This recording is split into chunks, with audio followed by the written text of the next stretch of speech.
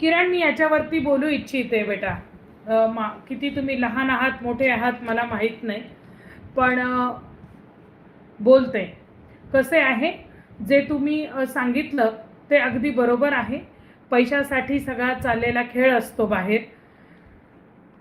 आता मी याच्यावरती स्पष्टच बोलते. कसं आहे, बाहेर बाजारामध्ये जे काही मार्केटमध्ये म्हणते मी, गुरु म्हणून स्वतःला घेऊन फिरत आहेत.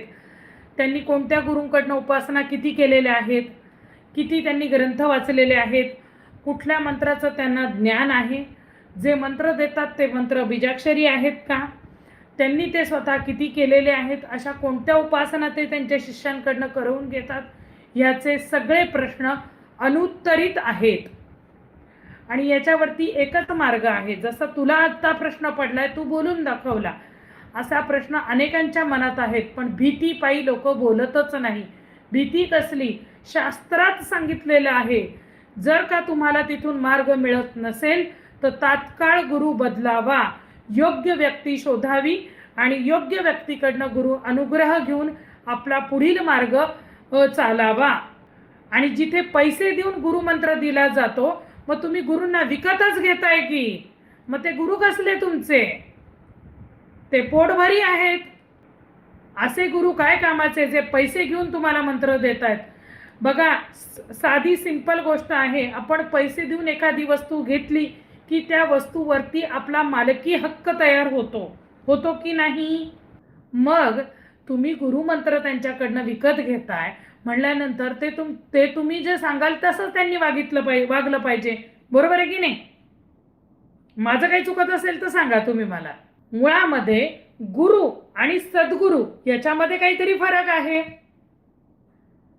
गुरु म्हणजे ज्यांच्याकडनं तुम्ही वेगवेगळ्या प्रकारच्या स्किल्स शिकता. लहानपणा सगळ्यात पहिली गुरु असते आपली आई. नंतर आपण शाळेत जातो, म्हणजे 1ली ते 4थी म्हणजे बालवर्ग, शिशुवर्ग, मोठा वर्ग, नंतर 1ली ते 4थी, 4थी ते 10वी, 5वी ते 10वी, नंतर 11वी 12वी आणि पुढचं शिक्षण.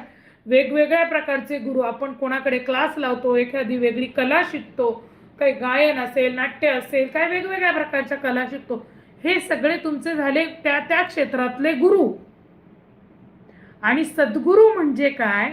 जो जन्म मरणाच्या ह्या सायकलमधून, ह्या चक्रामधून आपल्याला बाहेर काढतो आणि मोक्ष मार्गाची वाट दाखवतो. मोक्ष मार्ग म्हणजे कोणता हो? तो हिच्याकडे जाण्याचा, ही म्हणजे परमेश्वराकडे जाण्याचा जो मार्ग दाखवतो त्यांना सद्गुरू असे म्हणतात. आहेत का सद्गुरू तुम्ही ज्यांच्याकडनं मंत्र घेतलेत ते?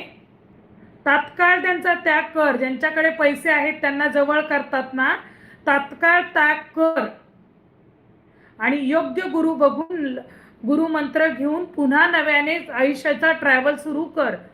तू केलेली साधना फुकट जाणार नाही, पण योग्य व्यक्तीचा हात डोक्यावरती पडला पाहिजे, हे लक्षात ठेव. ती साधना तुझी तशीच पुढे कॅरी फॉरवर्ड होईल, पण कधी? योग्य व्यक्ती भेटल्यानंतर. अशा किती उपासना करून घेतात?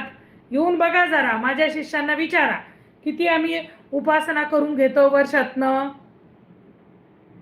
त्यांच्या ग्रुपवरती गुरु बोलतात का? कोणत्या कोणत्या वर्षातील उपासना देतात तुम्हाला? बघा, मार्केटमध्ये जरा फिरून बघा काय चाललेलं आहे. कुणाला वेळ आहे का बोलायला? इतके लाख द्या, तितके लाख द्या. मला सगळं माहीत आहे, मी बोलत नाही. मला त्याच्याशी काहीच घेणं देणं नाहीये. मला फक्त आपण काय करतो, मी नेहमी सगळ्यांना सांगते, माझ्या शिष्यांना पण मी हेच उदाहरण देते.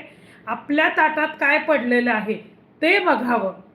जगाकडे काय चाललंय ते बघायची काही गरज नाही. आपल्याला स्वतःमध्ये उतरायचं आहे आणि त्याचा मार्ग तुम्हाला नक्कीच दाखवणारी व्यक्ती तुमच्या आयुष्यात जोपर्यंत येत नाही तोपर्यंत काही खरं नाही रे बाबांनो.